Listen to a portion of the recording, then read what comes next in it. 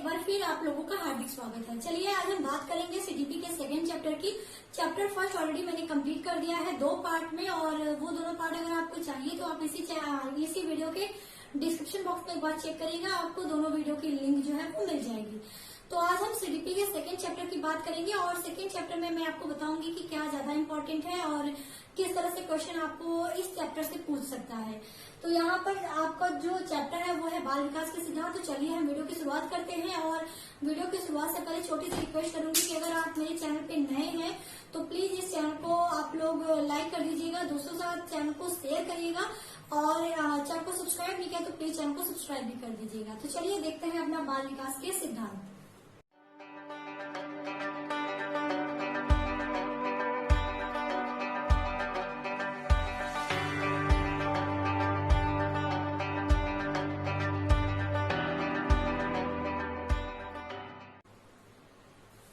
तो देखते हैं अपने बाल विकास के सिद्धांत के अंतर्गत कौन कौन से सिद्धांत है। तो बाल विकास के अंतर्गत क्या क्या आ सकता है, जो बच्चों का हमारा विकास है शारीरिक मानसिक, ठीक है। तो विकास के अंतर्गत सारी चीजें आपकी आ जाती हैं। विकास के बारे में मैंने काफी चीजें आप लोगों को बता दी है। विकास के आयाम क्या होते हैं, जो कि हमारा चैप्टर फर्स्ट था वृद्धि एवं विकास, उसमें सारी चीजें आपको बता दी गई थी वृद्धि और विकास के बारे में। आज हम बात करेंगे कि बाल विकास यानी जो बच्चों का विकास है उसके अंतर्गत कौन कौन से सिद्धांत आते हैं। तो यहाँ पे मैंने लिखे हैं टोटल 12 सिद्धांत, और 12 सिद्धांत में से हम एक एक करके देखते हैं। तो पहला हमारा है निरंतरता का सिद्धांत। तो निरंतर मीन्स होता है लगातार या हमेशा चलते रहने वाला। तो निरंतरता का सिद्धांत ये कहता है कि जो हमारा बच्चों में विकास है वो विकास क्या होता है, वो विकास निरंतर चलता रहता है। यानी माँ के गर्भ से लेके जब तक हमारी मृत्यु नहीं होती, यानी मृत्यु तक हमारा जो विकास है वो लगातार चलता रहता है। तो ये निरंतरता के सिद्धांत के अंतर्गत यही है कि जो विकास है वो माँ के गर्भ से लेकर मृत्यु तक चलता रहता है, और यही सिद्धांत हमारा कहलाता है निरंतरता का सिद्धांत। अब बात करते हैं हमारा सेकेंड है समान प्रतिमान का सिद्धांत। आप बस ध्यान से सुनते रहिएगा, कोई ज्यादा टफ नहीं है, आराम से आपको समझ में आ जाएगा, बहुत ज्यादा इसमें लिखने की भी जरूरत नहीं थी। तो चलिए समान प्रतिमान का सिद्धांत क्या कहता है ये जानते हैं। इनका ये कहना है कि जो विकास है बच्चों में समान तरह से होता है। नॉर्मली जो बाल विकास है कहा जाता है कि बच्चों में समान तौर से होता है, लेकिन जो समान प्रतिमान का सिद्धांत ये कहता है कि हम जो बच्चे हैं उनके अंतर्गत जो विकास है, विकास कहीं न कहीं हर बच्चे के व्यक्तिक नेचर पर भी, यानी व्यक्तिक जो उनका व्यवहार है उस पर भी डिपेंड करता है। यानी जो विकास है वो व्यक्तिकता पर भी डिपेंड करती है। तो यहाँ पर हर एक बच्चे की अपनी एक आइडेंटिटी होती है, अपना एक कैरेक्टर यानी व्यक्तित्व होता है, और कहीं न कहीं विकास हमारे हर एक बच्चे के व्यक्तिक नेचर पर डिपेंड करता है। जैसे एग्जाम्पल के तौर पे अगर हम ले लें कि क्लास 7 का अगर कोई बच्चा या किसी भी क्लास का कोई बच्चा है, तो अगर वो समान उम्र के है भी, एक ही क्लास में है, तब भी हो सकता है कि एक बच्चे को अगर हम कोई चीज सिखाएं तो वो बहुत जल्दी उसको क्या कर लेता है, सीख लेता है, और दूसरे वाले बच्चे को हम उस चीज को सिखा रहे हैं लेकिन उसको सीखने में थोड़ा वक्त लगता है। यानी जो विकास है, यानी जो सीखने की क्षमता एक बच्चे में थी वो तीव्र थी, जबकि दूसरे बच्चे में क्या थी, थोड़ी कम थी। तो कहीं न कहीं सेम क्लास में होने के बावजूद, सेम उम्र के होने के बावजूद, दोनों में अगर किसी चीज को सीखने की जो क्षमता है वो किसी एक में ज्यादा किसी एक पे कम, तो विकास यहाँ पर यही दिखाता है कि कहीं न कहीं जो विकास है वो हर एक बच्चे के व्यक्तिक नेचर पर भी डिपेंड करता है। यानी विकास व्यक्तिकता पर भी अपना प्रभाव रखता है, यानी उसके व्यक्तिकता के आधार पर ही कहीं न कहीं विकास प्रभावित होता है। तो समान प्रतिमान का सिद्धांत यही कहता है कि किसी बच्चे में कोई बच्चे का विकास तीव्र होता है और किसी बच्चे का विकास मंद गति से होता है। ये दिखाता है समान प्रतिमान के सिद्धांत को, ठीक है। अब आते हैं थर्ड नंबर, विकास क्रम की एक रूपता। तो विकास, अभी आपने जहाँ समान प्रतिमान के अंतर्गत हमने कहा कि हर बच्चे जो हमारा विकास होता है वो कहीं न कहीं व्यक्तिकता पर अपना प्रभाव रखता है, यानी उसके आधार पर ही कहीं न कहीं वो प्रभावित होता है। तो थर्ड वाला बिंदु हमारा जो है विकास क्रम की एक रूपता मतलब यूनिटी की बात की गई है। तो इसमें ये कहा गया है कि माना कि जो बच्चे हैं, हर बच्चे का जो व्यक्तित्व नेचर है, अपना खुद का जो नेचर है वो अलग अलग हो सकता है। उसमें विकास, किसी में विकास की जो गति है वो तेज हो सकती है, किसी में विकास की गति तीव्र मंद गति से हो सकती है।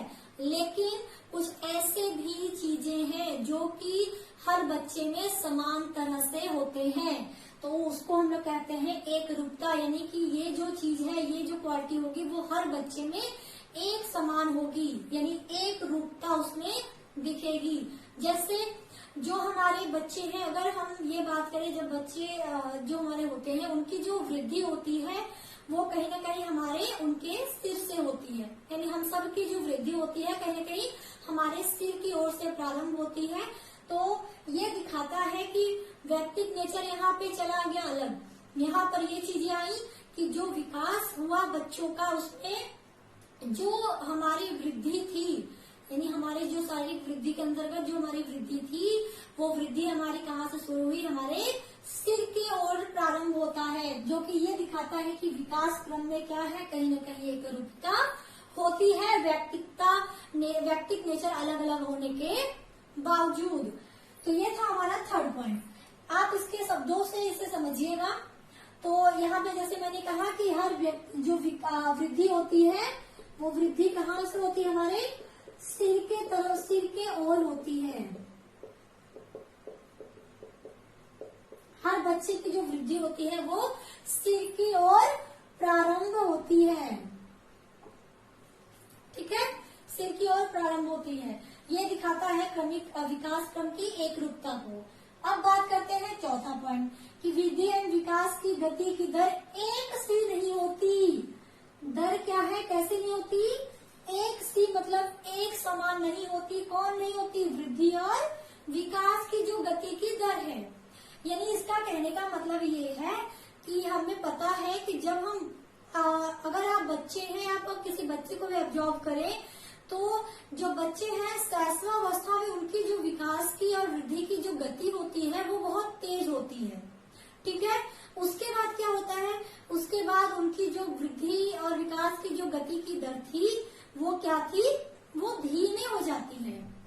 और फिर क्या होता है, शैशवावस्था में अगर हम देखें तो शैशवावस्था में भी हमारी जो शारीरिक वृद्धि या विकास जो हमारा होता है, किसी भी जो भी हमारी मानसिक या जो भी तार्किक जो भी हमारी अगर विकास जो होता है या हमारी वृद्धि जो होती है वो हमारे किशोरावस्था में जाने पर तीव्र हो जाती है। और उसके बाद फिर क्या होता है, फिर वो कहीं न कहीं धीरे हो जाती है। तो ये दिखाता है कि जो वृद्धि और विकास की दर है, ऐसा नहीं कि अगर हम छोटे हैं और हम बच्चे से अगर हम बड़े हो रहे हैं तो हम क्या करें, सीधे एक दिशा में हमारा वृद्धि और विकास, ऐसा नहीं होता। हमारी जो शैशवावस्था होती है, शैशवावस्था में हमारी जो वृद्धि और विकास होती है वो तेज होती है, ठीक है। उसके बाद क्या होती है, उसके बाद वो घट जाती है, ठीक है। उसके बाद घट जाती है। फिर क्या होता है अगला स्टेप में, जब किशोरावस्था में पहुंचते हैं तो ये बढ़ जाती है और उसके बाद फिर क्या होता है, ये घट जाती है, ठीक है। तो ये दिखाता है क्या कि जब शैशवावस्था में हम तीव्र गति से वृद्धि और विकास कर रहे थे, फिर उसके बाद शैशवावस्था से जब हम आगे बढ़ते हैं अपनी लाइफ में तो फिर हमारी जो वृद्धि और विकास की जो गति की दर थी वो क्या हो गई, वो घट गई।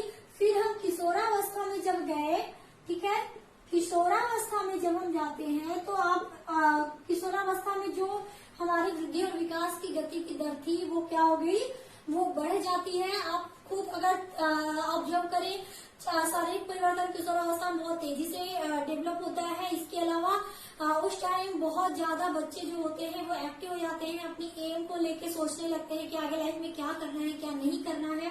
तो ये सब चीजें कहने गए उसको, उसकी विकास की जो गति की दर है उसको वो बढ़ाती है। तो ये कहा जाता है कि वो जो किशोरावस्था में जो है वो तेज हो जाती है, उसके बाद फिर अगर उम्र ढलते ढलते जो हमारी वृद्धि और विकास थी वो घट जाती है।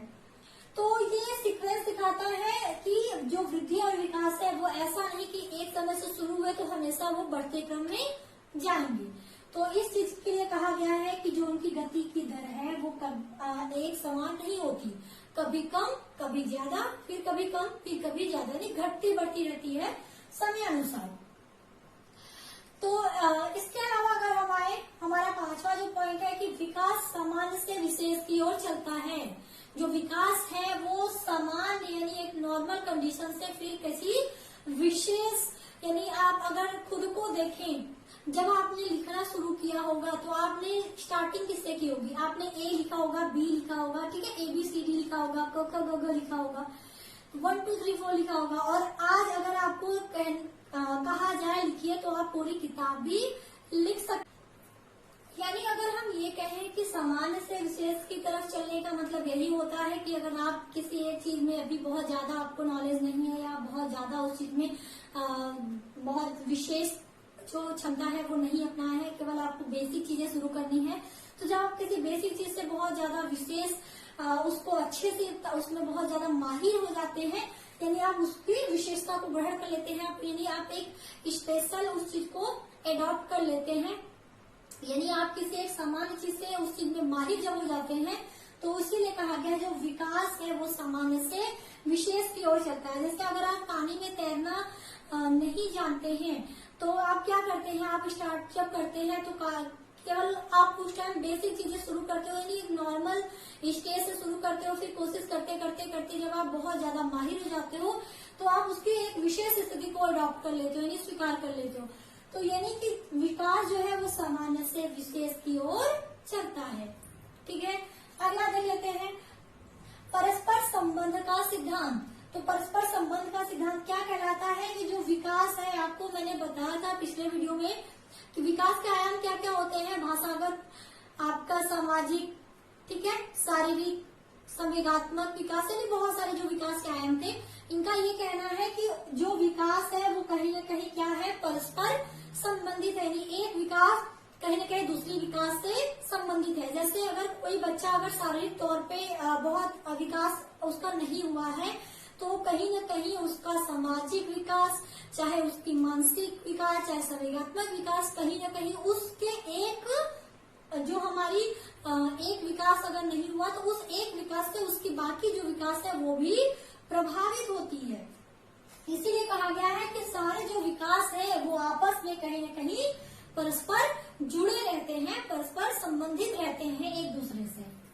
ये था हमारा छठा। अब चलते हैं सातवें पॉइंट पे, जो है हमारा एकीकरण का सिद्धांत। तो एकीकरण का सिद्धांत क्या कहता है, जैसे अगर हम बात करें एकीकरण का मतलब यह होता है कि इकट्ठा, ठीक है, यानी उस चीज को अब हमने पूरा एकत्रित कर लिया है, अब हम उस चीज पे ज्यादा माहिर हो चुके हैं। इसको आप कैसे समझेंगे, जैसे हम मान लें कि हमको अपने अगर अपने बालक अगर एक पूरे शरीर के अंगों की बात करें तो पहले क्या करता है, पहले बालक जो है अगर हम बात करें तो पहले वो अपने पूरे हाथों को हिलाता है, उसके बाद फिर वो अपने उंगलियों को चलाना सीखता है, उसके बाद क्या होता है उस चीज को वो इकट्ठे करने लगता है, यानी हाथों और उंगलियों को जब वो साथ में चलाने लगता है, यानी साथ में एक्टिविटी करने लगता है हाथों और उंगलियों का, तो वो ये शो करता है कि एकीकरण हो चुका है। यानी बालक पहले अपने संपूर्ण अगर यानी पूरे हाथ को हिलाना सीखता है, फिर उसके बाद वो अपनी उंगलियों को चलाना सीखता है, उसके बाद फिर जब वो हाथ और उंगलियों दोनों को एक साथ चलाना सीख जाता है तो वहाँ पे एकीकरण ये दर्शाता है कि बालक के अंतर्गत कैसा विकास हो गया, कहीं न कहीं वो एकीकरण के सिद्धांत को अपना लिया, यानी अलग अलग चीजों को क्या कर लिया, फिर वो इकट्ठे करने लगा, यानी एकीकरण कर लिया। पहले क्या था, पहले वो केवल हाथ को चला सकता था, फिर उसने अपनी उंगलियों को चलाना सीखा, फिर वो जो दोनों को साथ में चलाने लगा। ये दिखाता है एकीकरण के सिद्धांत को। ठीक है, अब आगे बढ़ते हैं। आठवां पॉइंट ये है कि विकास की भविष्यवाणी की जा सकती है। तो इसका सबसे अच्छा एग्जाम्पल आपने अल्ट्रासाउंड रिपोर्ट अगर कभी देखी होगी तो उसमें धीरे धीरे जो विकास है हम एक अंदाजा लगा सकते हैं कि बच्चे का विकास इस सीक्वेंस में आगे बढ़ रहा है। या फिर अगर आप अपनी कलाई की हड्डी जो है अगर उसका एक्सरे करा लें तो उस एक्सरे के आधार पे हम ये बता सकते हैं कि आगे चल के ये विकास किस तरह से होगा, यानी ये किस अवस्था को अपनाएगा। तो ये कहा जाता है कि विकास की जो भविष्यवाणी की जा सकती है ये दर्शाता यही है कि हम पहले ही जानकर उसके बारे में क्या कर दे, भविष्यवाणी कर दे। जैसे कभी कभी अगर आपके घर में कोई बच्चा है तो लोग अगर वो थोड़ा बहुत एक्टिव है या उसका नॉलेज थोड़ा ज्यादा है तो हम क्या करते हैं, उसको देख के बोल सकते हैं कि इसका माइंड बहुत तेज है, ये आगे चल के बहुत अच्छा काम करेगा या बहुत ज्यादा ही ब्रिलियंट होगा। तो वहां पे हम क्या कर रहे हैं, वहां पे हम भविष्यवाणी कर रहे हैं उसकी प्रेजेंट अवस्था को देख के, जो वर्तमान अवस्था है उस वर्तमान अवस्था को देख के हम उसकी भविष्य की अवस्था के बारे में बता रहे हैं कि हाँ कुछ इस तरह से ये होगा। यानी अगर वो बहुत पढ़ने में तेज है तो हम ये कह सकते हैं कि ये आगे चल के भी इसका जो माइंड है वो बहुत तेज काम करेगा। तो इसलिए कहा गया है कि विकास की भविष्यवाणी की जा सकती है। अब बात करते हैं विकास की दिशा का सिद्धांत। तो ये हमारा विकास की दिशा का सिद्धांत क्या कहता है कि जो हमारा विकास है वो कोई अगर पूर्व में ही कोई दिशा निर्धारित की गई है तो उसी के अनुरूप ही आगे बढ़ता है। जैसे अगर हम कह दें कि अगर किसी बालक की बात करें तो पहले बालक क्या करता है, अगर हमको चलना सीखना है, अगर किसी बच्चे को अगर चलना सीखना है तो वो क्या करता है, पहले अपने सिर को स्टेबल करने की कोशिश करता है, फिर अपने हाथों को स्टेबल करने की कोशिश करता है, और जब उसका सिर और उसके हाथ अगर स्टेबल हो जाते हैं तो फिर वो क्या करता है, अपने पैरों को स्टेबल करने की कोशिश करता है और उसके बाद ही वो क्या चलना सीख जाता है।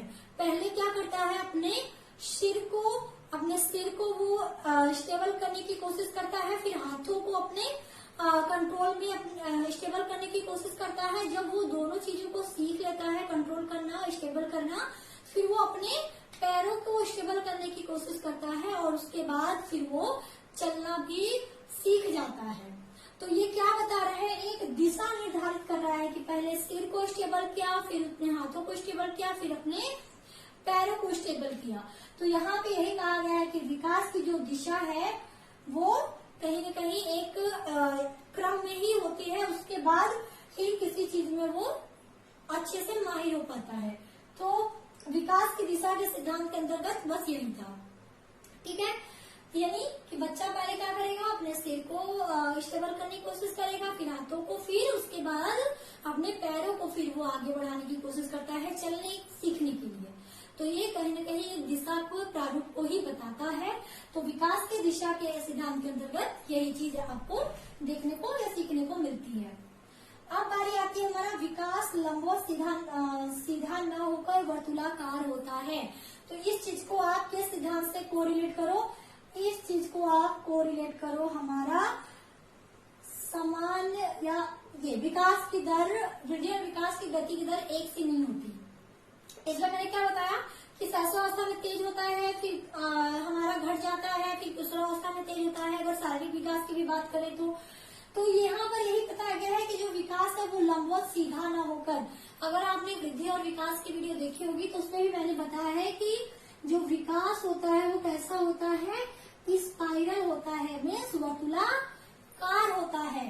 यही दिखाता है कि किसी एक स्टेज में हो सकता है विकास तेज हो रहा हो, फिर हो सकता है किसी एक स्टेज में विकास धीमे हो रहा हो, फिर हो सकता है किसी स्टेज में तेज हो रहा हो।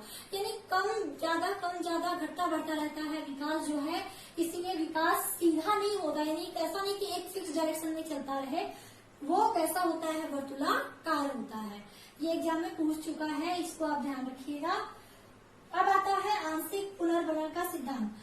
पुनर्बलन का मतलब क्या होता है, जैसे हमने कोई भी अनुक्रिया की, अगर उस अनुक्रिया को हम बार बार दोहराएं, उसी को कहते हैं पुनर्बलन, ठीक है।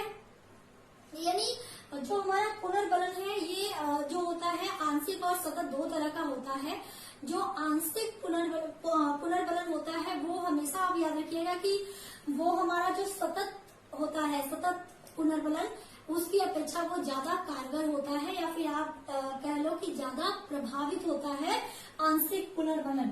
तो आंशिक पुनर्बलन में यही है कि आपको ये कहा है कि अगर आपने कोई भी अनुक्रिया की तो बार बार अगर आप दोहराते हैं तो ये कहा गया है कि जो आंशिक पुनर्बलन होता है वो सतत जो पुनर्बलन होता है उसकी अपेक्षा ज्यादा ही प्रभावित होता है।